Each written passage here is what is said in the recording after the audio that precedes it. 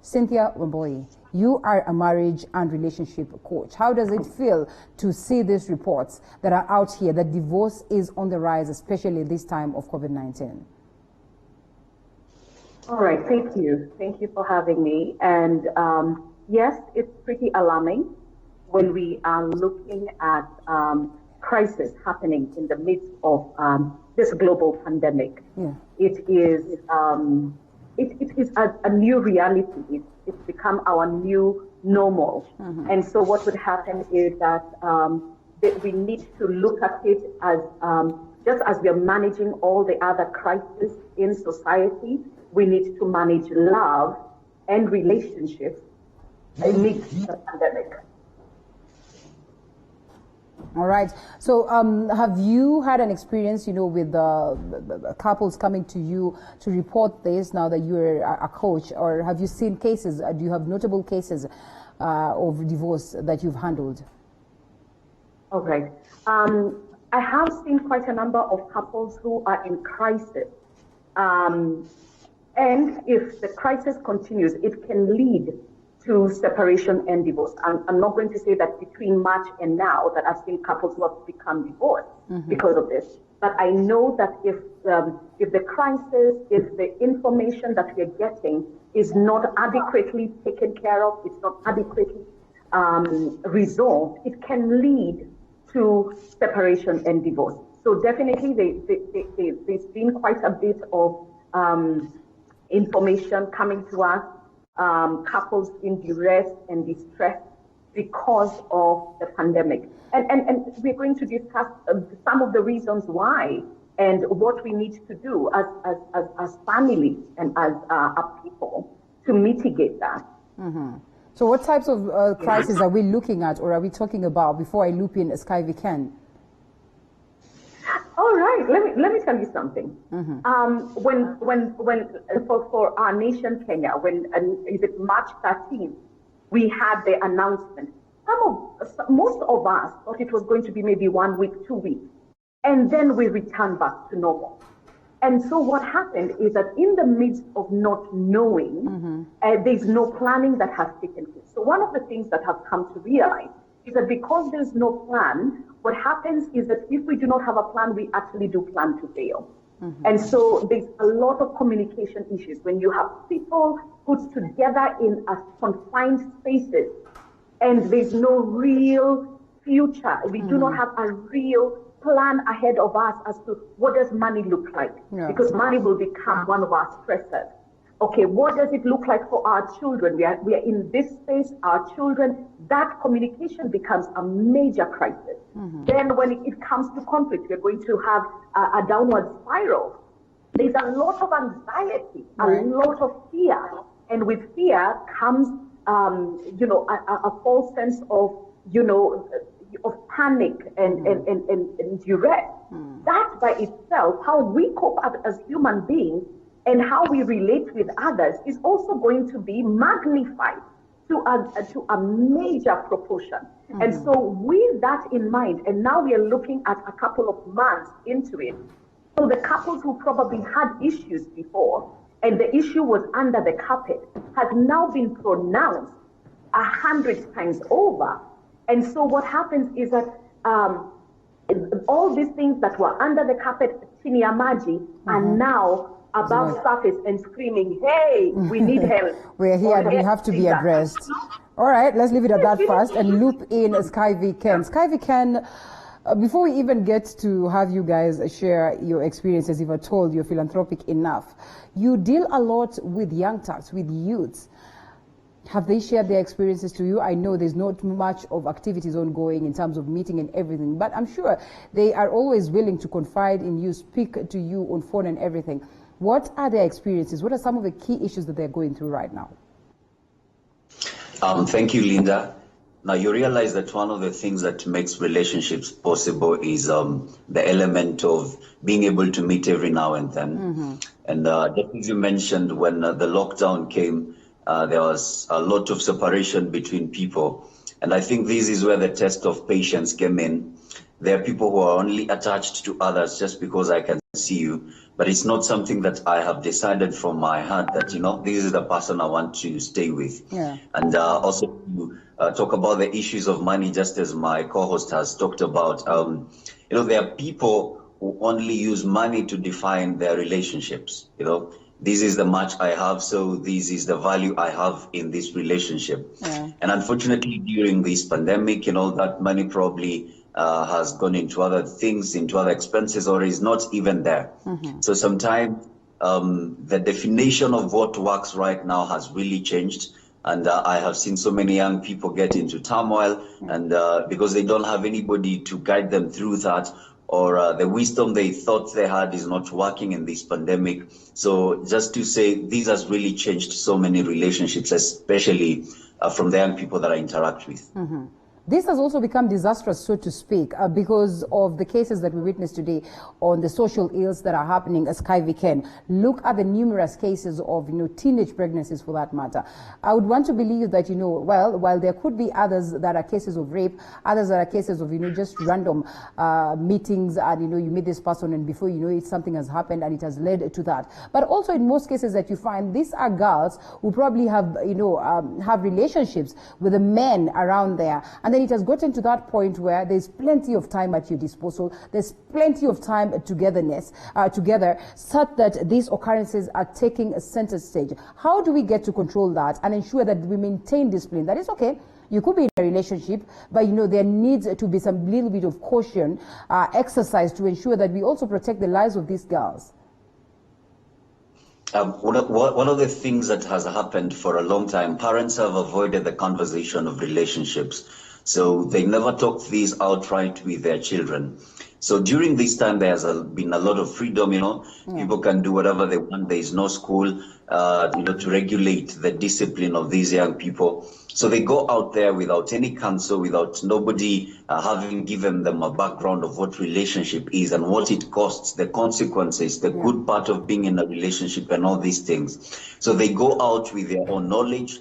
They go out with their own wisdom, and unfortunately, it lands them in the wrong place. And yes, I agree. We have so many teenage pregnancies, and I know so many people might want to, brush off the statistics, but it is true. So many young people are irresponsibly out here doing relationships in the wrong way and are doing things not in the right time. So many people I have seen, even my friends, some people I have seen also and talked to somewhere. Unfortunately, during this time, they have messed up a lot of things. Others have even got into drug abuse, and it's a conversation that needs to continue. We need to guide these young people. One of the challenges I have seen, some parents have not been there. They have not been active parents to their children. So what they did, they went to boarding schools, they deposited their children there, and they have allowed the school system to dictate who their children will become. So there is no that relationship between the parent and the young person. So unfortunately now, when we do not have school ongoing, the reality of who your child is outside school is being manifested. So does it then make dating, allow me to come in, does it then make it dangerous for people to date at this time of COVID-19? Because reality is that, again, there are also new formed relationships as it stands right now. You're meeting this lady, or you've been home for the longest of time, you never knew that there's this beautiful guy there, and now you start up a relationship. Does it make it dangerous? Very dangerous, because you don't just get into relationships because you feel like you want to. There is something that triggers you and tells you now we need to relate with somebody else, and it goes back to the book of Genesis. Allow me to make it a bit scriptural. God created Adam, and He said it is not good for Adam to be alone. It's not good for this man to be alone. And the context there is not about being single. It's about being unique and complete. For a long time, we've interpreted single to mean I don't have somebody, but that is not the essence of being single. Being single means that I am complete and, I am self-sufficient. So God said it's not good for this guy to be alone. He needs a helper. So unfortunately, just because I don't have somebody within me, if that triggers me to look for somebody or to look for a woman so that I can date, then that mere fact of getting into that relationship for that reason is very detrimental and might bring other issues that are not even prepared for in the future. All right, coming back to you, Cynthia, crimes of passion. suicide cases, issues cropping up, mental issues cropping up, courtesy of the difficulties that people are witnessing right now during the pandemic in terms of dating, in terms of marriage, the relationships at large.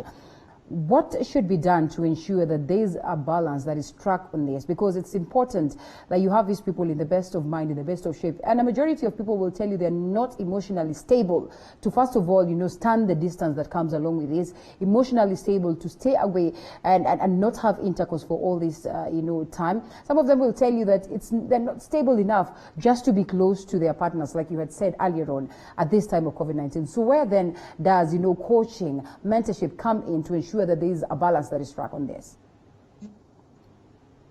That's a very, very good question. One of the greatest things that we now know as a lesson learned is that as a community, as a people, we need to be able to consistently train and equip ourselves in the midst of any type of crisis. All right?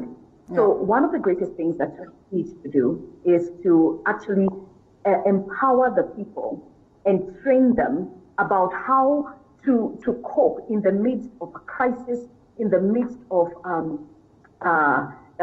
changes, because all of us, we may not cope very well when change happens.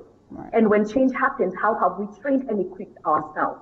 So in the schools, are we equipping our students and teaching them and ensuring that they have the support networks and the support systems that are readily available within the community? It is something that needs to be done effectively and efficiently as possible. Do we have within our counties toll-free numbers, or even people that actually in the hospitals and in the police stations that we can walk up to and be able to receive on-time help? That I am in a crisis, I mentally, physically, emotionally, I'm not okay.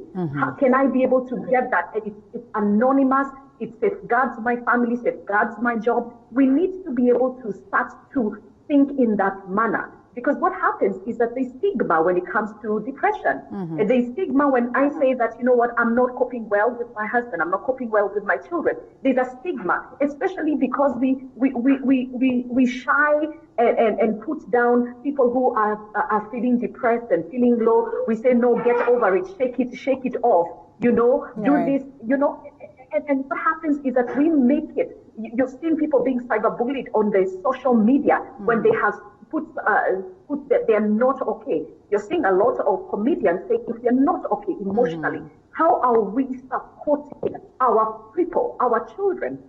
And it has to start from the home front. What kind of conversations are we having in the job and the workforce? What kind of conversations are we having so that then we can be able to support people in the grassroots? It's not just enough for us to just put a toll-free number. Yeah. Can we also be able to have, different the conversations that are taking place in different places that talk about, okay, as a community, we are hurting. As a community, this crisis, there's too much crime. What are we doing to safeguard that? It's not enough to put people in jail and institutions just because they committed a crime. Let's safeguard that from the very beginning. Okay, let's get to your experiences. I don't know whether you will allow me to, get a little bit personal, but I'd love to understand, because then, some questions coming here is that what are they doing at this time, if at all they're in relationships, to handle this? Skyvik, and the last time we had a conversation at some point, you said, well, there was nobody. Has the status changed? Sorry for putting you on spot. Better right now. We thank God. Oh, it changed. A bit. Congratulations. Thank you. So tell us, how are you keeping the flame burning? Now, one of the things you realize is that we also have the government directives. One, we need to keep 1.5 meters apart. So some things have really changed. We are not able to do some things, hugging and... are you serious, Skyvik? Are you serious at all? Are you being genuine with us? But you realize so many things that we used to do so freely right now cannot be done. And also when we have to spend some time together, the first question is, where have you been? who have you met with? Have you taken care of yourself? So it's not easy for us right now. And as we try to continue, one of the things we've put in place is, we have put love aside. Not that we've put the feelings aside, and we've allowed ourselves to define love as, care for each other and care for our loved ones, because there's no need for us to keep warm and feel warm with each other only to lose our loved ones and, go meet your mom or your dad, and the next thing you hear, we are calling for a funeral. So we are trying to regulate how much we define as love and how much goes into taking care of our loved ones. Yeah. All right, that's an interesting view right there. Coming to you, Cynthia, I am sure you're going to say this. I don't know whether this is your status or not, but I'm sure you'll agree with me that the scenario is totally different, in marriages, because after all, you have to go back home to your husband or go back home to your wife. What is your status, first of all? I'm married. I'm married. Been married. Tell us your experience. Our experience is very interesting because my husband and I work together. We have worked together for the last almost 7-8 years. Okay. So you can imagine, we for us after the pandemic, or even when we had the lockdown, we moved to the house and started working from home. So you can imagine that by itself is a new normal for us, right? And creates a new experience. So what we had to do is starts to become intentional. Because it's very easy for us to then become mundane, every day, the same thing, same old. So what we've done is that we had to adjust how we communicate and create time for us as a couple, as a family, because we have 2 children who are needing our attention, and they are very much aware that there's a crisis. And they keep reminding us, Mommy, keep social distance, even in the house. They keep telling us, even in the house, keep social distance, Mommy. And then we also have to create time for ourselves as individuals, because I'm an individual that needs time. So I have to create time for Cynthia and don't have to create time for him, and be okay, giving ourselves permission to be okay with my 1 hour that is mine. It's not children's time, it's not hubby's time, it's mine. And I can do something that I really enjoy to do. And sometimes it's something that we have to do weekly, and plan every week for ourselves. If not, what will happen is that you start to be on edge, become very irritable, you will snap, because again, we are living in very interesting times when we are not socializing with the umati, with the whole world, and looking at our temperaments and our different personalities. I'm a very extroverted woman. So being in a very, space, I'm thinking, oh God, when is this going to end? Right. So we've learned to talk differently to each other that accommodates ourselves. We've learned also how to fight well. And that's something I would like, to tell you, is that as couples, you learn to redefine your fight. Because conflict is going to be there. Conflict is within a marriage relationship, a healthy marriage relationship, will have some sense of conflict. So we've learned how to fight fair and fight well within the midst of a happy, glowing, thriving relationship. All right. Nice. Reality is that not everyone has such resilience. And coming back to Sky V. Ken, I mean, these people who would, I don't want to say they are special in any way, but have just different characters. Yes, they're in a relationship, but you find that they're 2 worlds apart. It's pretty much hard for one of them to just say, let's abide by these restrictions that have been given, and it's okay. The other one to say humbly, okay, I accept, and I say it's okay. When time comes, things will be okay. So how do we get these people to that level ground, to that level whereby it's going to be a balanced affair within themselves as a couple? I think one of the things I understand when people decide to come into a relationship, I don't like to call it falling in love. It's not just something that happens. It's a decision that you make. This is the kind of a person I want. This is this is how they do their thing, and I would want to commit to how they do their things. So it's possible that there are people who have different characters coming together, and I think one of the things that is happening right now is some ladies who love to ask for money. When they're asking for money right now, they're being told, what's a two corona issue? And, even there is not flying around here and there. And it becomes a bit tough. But there are things we call temperaments. There are people who are completely different.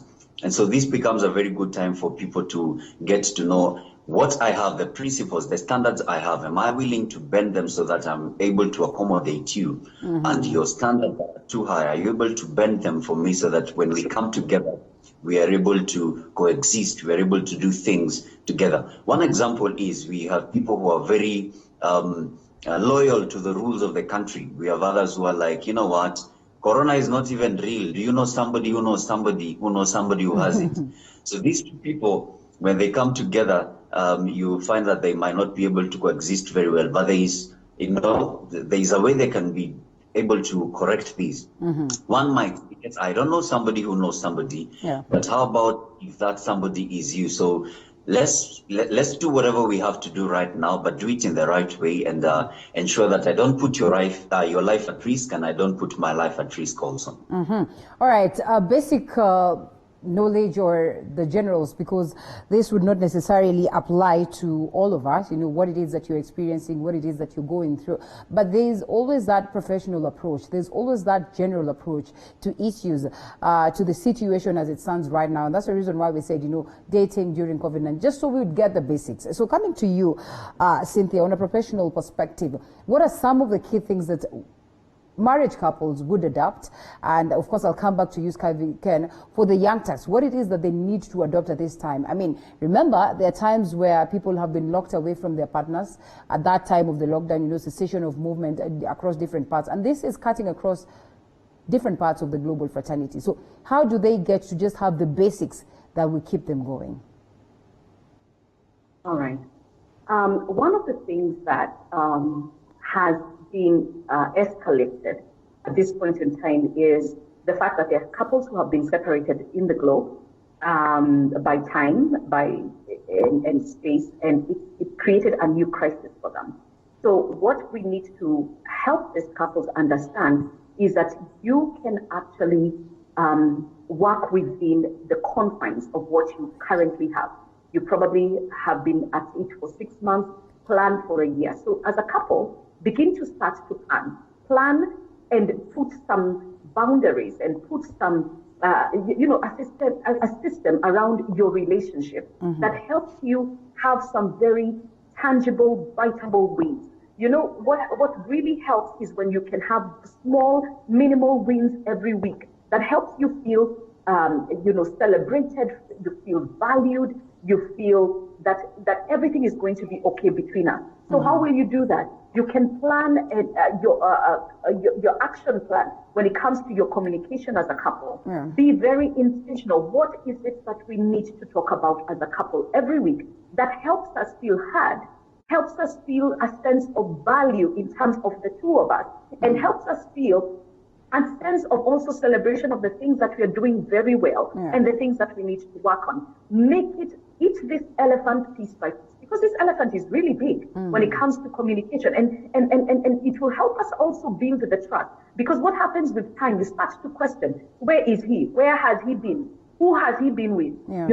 Because of course there's this time that has been created, and if we don't want to communicate well, then trust is going to be breached. Then the other thing that we need to talk about is in the communication is how are we doing in terms of our well-being, mental, emotional, spiritual well-being as a couple. If you are spiritually connected, how is your prayer life together? Are you learning how to put your trust and hope in God, if you believe in God? And how does that look like? Because it will be very easy for you to offload that and say, you know what, this belongs to God.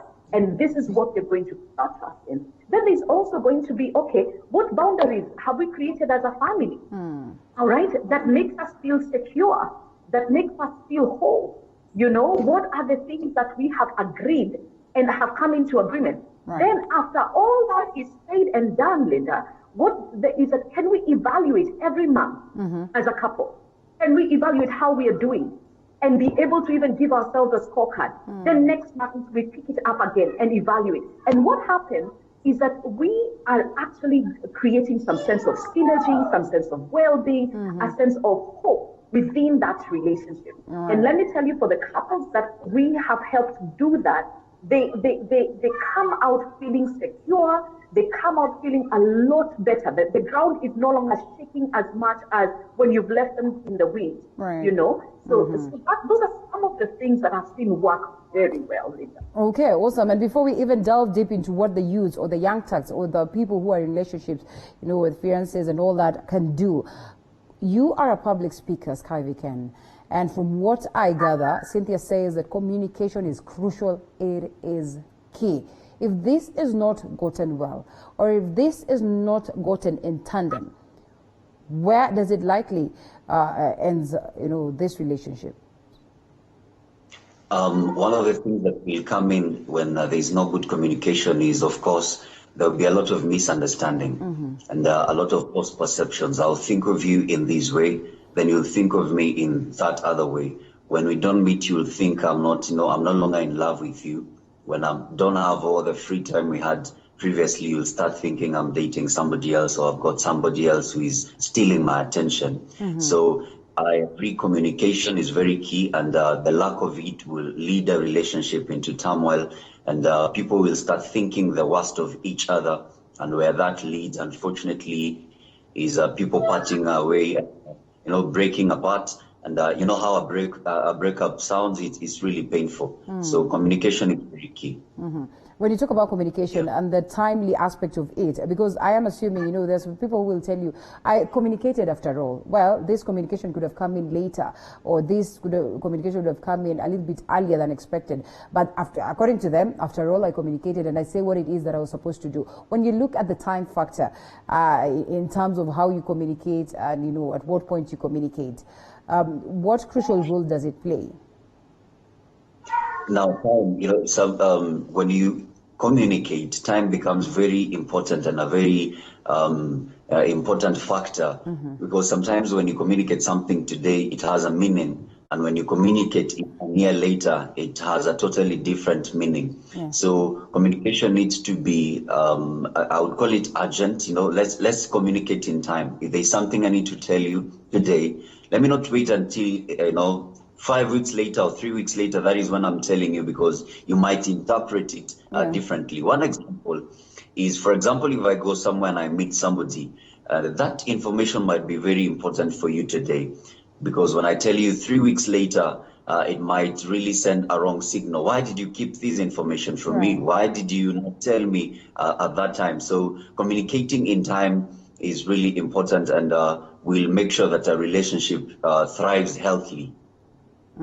What then would be the basics or the general, you know, lessons that people should pick, or ways of handling this for the young tucks who are not married just yet, but are in serious relationships, some of them that could easily lead to marriage or a good thing? How do they get to stay afloat on a general perspective? Now, one of the things that will come to play here is discipline. Discipline becomes very important. There's a picture that I saw flying around of a tortoise, and the tortoise came to a place and was like, I'm tired of this shell that I keep carrying. So the tortoise said, why don't I drop it and live like any other animal? And the caption there was that when the tortoise lost its shell, you know, it's also lost its protection.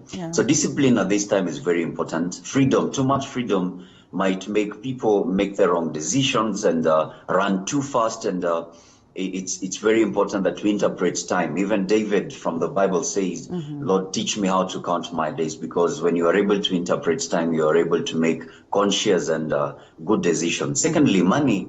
Young people don't have so much money. This is the time we're trying to save up. This is the time we are trying to define a few things in our lives financially.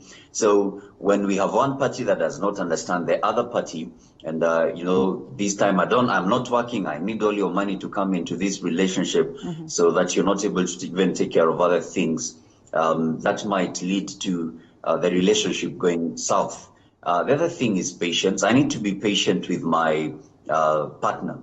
I understand these are tough times, And the freedom we had, all the money we had to do, everything we used to do might not be there right now. As a young person, you need to be patient with these other person and understand, they're also going through tough times. And if you're able to agree and talk and come to, an agreement, this is how we are going to run our things, this is how we are going to do our things, it might really help. Something else which is very important that we might not have talked about here is something called loss and grief. Yeah. I hate to say this, but there are people who have lost their loved ones already. And if this pandemic and the curve continues going as it is, we might continue to lose people. Yeah. So how we deal with loss and grief is very important. We need to understand each other. There are people who will deal with loss in a different way. They will just shut themselves out, and hide themselves for some time until they regain their strength to continue in this relationship. So it's very important that we understand this is how I deal with loss and grief. This is how you deal with it, and we are able to understand each other when that time comes. And so finally, understanding is very important. Yeah. I need to understand who you are and how you deal with things, especially during this time. And you need to understand how I also do and deal with things this time, so that, we don't sacrifice our relationship just because we don't understand each other. So understanding has its place in the thriving of all relationships, especially with the young people. Mm-hmm. Speaking of which, you brought in the picture of, dealing with loss and all that. Cynthia, there are some of the people who've lost these relationships at this time, their breakups and divorces, like I said. What would be your advice in how best the couples or these people who've parted ways can handle this on a sober mind that wouldn't proceed to cause more harm than good? Yes. And I like that Heidi Ken went ahead and brought it up, because this is the reality of life. Yeah. Is that the cycle of life. There's going to be death. There's going to be babies that are currently being born in the midst of this pandemic. So life is still happening. And so one of the things is to realize that whatever happened in the season one and death happened in season two. Prior to that, you probably had issues, you had problems, and divorce had happened. Is that learn to cope and get help. A lot of the people that I have seen have had help through counseling, because when you're going through separation and divorce, you definitely need to speak to somebody. It's like a death, a physical death. It's only that there's no physical closure when you have to put a body down in a grave.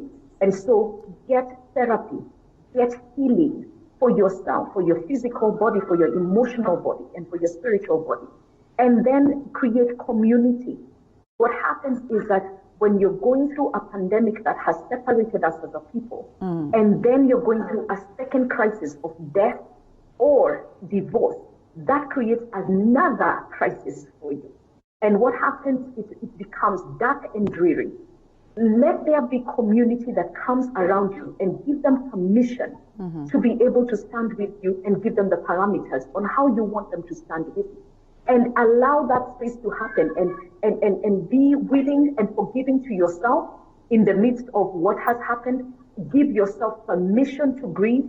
Give yourself permission to go through. The Bible says that you shall go through the valley of the shadow of death and fear no evil. You're going through this. You will overcome. You will get to the other side. You will not lose your mind. And you've got to give yourself permission to go through the valley of the shadow of death. Then last but not least, is that pray. I have found that even in the midst of crisis, being able to stand in prayer and say that, you know what, God, I do not know how to deal with this thing. I do not know how to deal with this rejection that I have experienced, this abandonment. I do not know how to deal with it. After all is said and done, surrender and say that, you know, God, teach me how to deal with these circumstances and these issues. Right. And I have seen that at the end of the day, you know, you will come out stronger. So those are the things that I would tell for the grieving couples, for grieving because of divorce or grieving due to loss of life. That would be, the crisis management at some point. I would recommend. Yeah. All right, Skyvy Ken.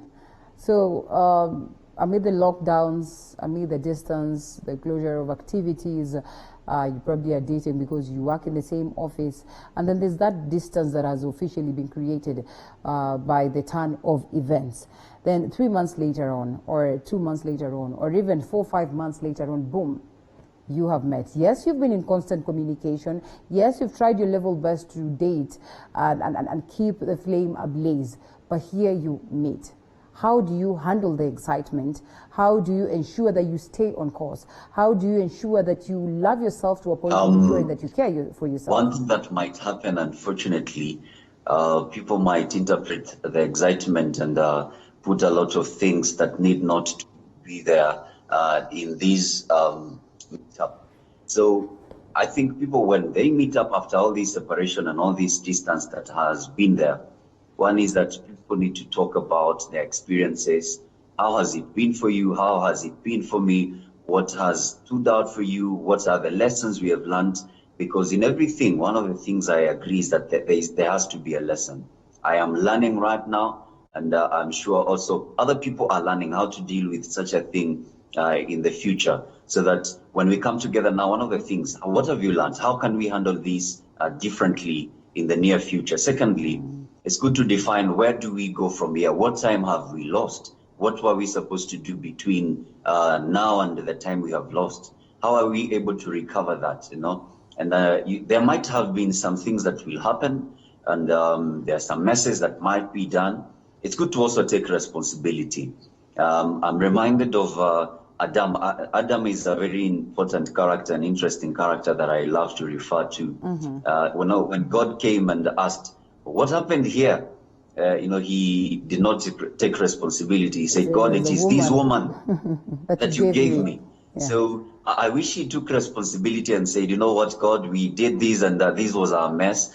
Maybe it would have been dealt with differently. So it's good that we understand the language of taking responsibility. It's true, some things might have happened. I might have texted somebody, and I might have met somebody, and maybe that did not augur well with you. Take responsibility. Let's explain. Let's define what this is all about, and now let's put measures into place. This is how we are going to proceed from here.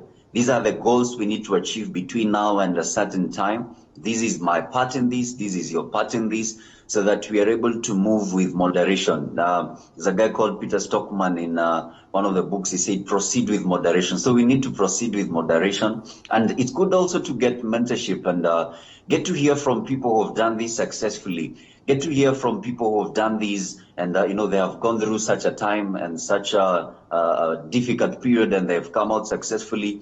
It's good to listen. It's good to be counseled and get to hear how things are done. So when we meet up, when we get to share all these new moments again, when we get to do life again as we used to, we need to be able to put things in place. And let's not be carried away by the excitement, so that 3 days or 4 days later, people are not pregnant because they have reconnected. Let's at least put measures together and be able to do life in the right way. And you bring on board pertinent points on owning up to, your mistakes. And of course, that translates automatically to the aspect of forgiveness. It could be such a huge mistake that has been, done to you. And you sort of feel like, wow, I cannot get the heart to forgive. I cannot get the heart to just overlook that and move on with activities as possible, especially in the setup of marriage. Cynthia, the art of forgiveness, the art of owning up, how instrumental are they in this case? Oh, wow. I read something earlier today that if you do not know how to forgive, do not get married. Oh, yeah? Yes, do not That's get a good married. one. Because marriage is a zone of offense. Yeah. You will thoroughly you will offend each other. You will, because like Kyrie Ken talked earlier about temperament. You're bringing these two people who have two separate temperaments. Temperaments are your personality. I have grown up from a different set of family with different rules. And this other person has grown up in a different set of family with different rules. And so what will happen is that offense is inevitable. It's going to happen. And when it happens, Have you talked about what it looks like when we offend each other and we have hurt each other? Is it that I will pack my bag every week because you've offended me, or am I going to art of forgiveness? The art of forgiveness in my book is, it comes from the place of also communication. Do I understand where I'm coming from and where this other person is coming from?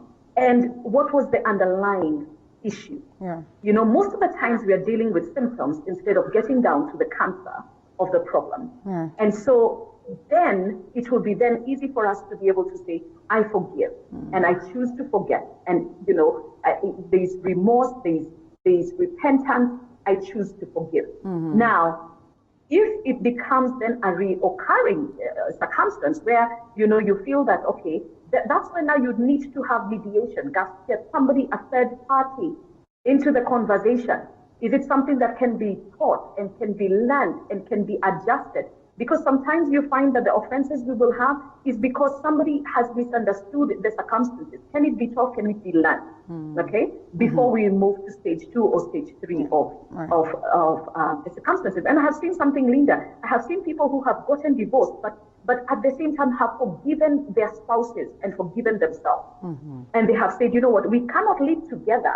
The circumstances is that we are not able to live together, but I have forgiven you and I have forgiven myself for the decisions that I made in the midst of this relationship. All right. And that for me is great. Is huge. So a clear point that, you know, if you forgive doesn't necessarily mean that you have to hold yourself right there if it feels uncomfortable. Skyvy Ken, in 30 seconds, we are winding up this session. It is obvious then that the face of dating will hugely be changed post-COVID-19, or even at this time, in what of the experiences that we're getting. How do we adapt to that as we wind up? Let's get to define the terms right now. Let's get to define the relationship in a different way now. Yeah. This is the environment we are in. These are the circumstances surrounding us. This is how we are going to adapt, and this is how we are going to coexist and do this relationship in the right way. And above all, I'll keep saying, let's put God first. God authored relationships. He's the one who saw Adam needed Eve, and so he's the one who sees Ken needs so and so. So let's put God first in our relationships, and you know, it's going to be lovely. It's going to be a good journey. Thank you. All right, thank you so much, Skyvy Ken. Lastly, in 30 seconds, Cynthia, what would be your message to those ones who are just almost giving up on this relationship, almost giving up on this marriage? They're saying enough is enough. I will call it the 3 Ds. Number 1, make the decision or choose to not make a decision at the point of a crisis. Any decision that you make during a crisis is usually not the best decision. Number 2, start to dream again. Go back to your dreams. What was the things that you dreamt about, the things that you hoped for? And then number 3, date. I just lost my track of thinking. Dare to hope, dare to dream, dare to speak your truth in love. And what will happen is that you will begin to accelerate and put back the system into motion.